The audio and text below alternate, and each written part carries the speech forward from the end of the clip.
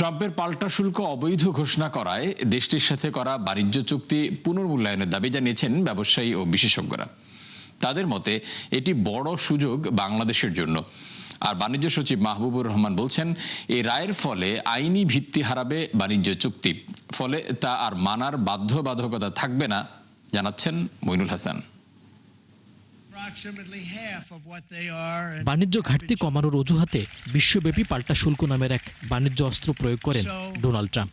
আর তাতেই গেল এপ্রিল থেকে শুরু হয় অস্থিরতা। এরই মধ্যে দর কষাকষি ও চুক্তির মাধ্যমে সমাধান খুঁজতে থাকে বহু দেশ। তবে সমান্তরালে ট্রাম্পের সিদ্ধান্তের বৈধতা গড়ায় আদালত পর্যন্ত। অবশেষে শুক্রবার পাল্টা শুল্ককে অবৈধ ঘোষণা করে যুক্তরাষ্ট্রের সর্বোচ্চ আদালত। এই সিদ্ধান্তের পর খানিকটা স্বস্তিতে বাংলাদেশি উদ্যোক্তারা। আর বাণিজ্য সচিবের মতে যুক্তরাষ্ট্রের সুপ্রিম কোর্টের সিদ্ধান্তে স্বয়ংক্রিয়ভাবে অকার্যকর হয়ে যাবে বাংলাদেশের সাথে হওয়া চুক্তি। চুক্তিটা আপাত দৃষ্টিতে অনেক ক্ষেত্রে অসম মনে হয়েছে আমাদের কাছে। ফলে এটা পুরো চুক্তিটা একটু রিভিজিট করা দরকার, পুনর্মূল্যায়ন করা দরকার।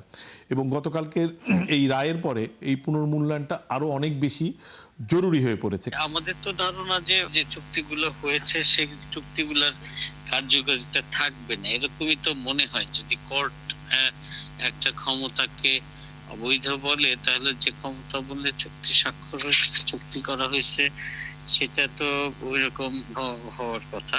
ডোমেস্টিক ল অনুযায়ী অন্যান্য কর আরোপের যে ক্ষমতা আছে প্রেসিডেন্টের, সেটার কথাও বলা হয়েছে। এটার কাছে দেখা যাক, আগামী 24 তারিখ নাগাদ আপনার কিছু একটা সিদ্ধান্ত পাওয়া যাবে। অবশ্য আদালতের সিদ্ধান্তের পর থেমে থাকেননি ট্রাম্প। উল্টো রাগে ক্ষোভে নতুন এক আইনের মাধ্যমে বসিয়েছেন 10% শুল্ক, যা কার্যকর হচ্ছে মঙ্গলবার থেকেই। তাই এই সময়ে বাংলাদেশের জন্য সর্বমোট হার কত হবে তা নিয়ে রয়েছে ধোঁয়াশা। ফলে চূড়ান্ত ফলাফলের জন্য অপেক্ষা করা ছাড়া সমাধান দেখছেন না তারা। যেটা 19% ছিল সেটা 10%-এ নেমে আসবে 150 দিনের জন্য। 150 দিন পরে কি হবে সেটা নির্ভর করছে, তারা কিছু কান্ট্রি ওয়াইজ ইনভেস্টিগেশন করবে, আনফেয়ার ট্রেড প্র্যাকটিস আছে কিনা।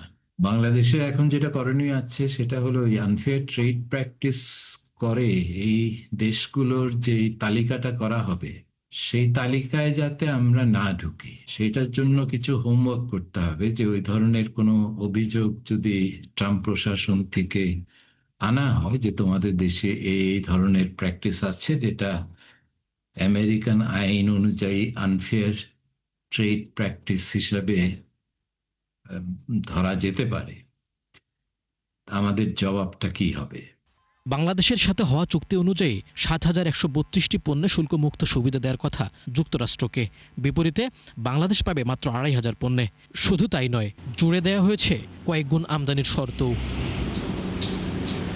মইনুল হাসান, 71, ঢাকা।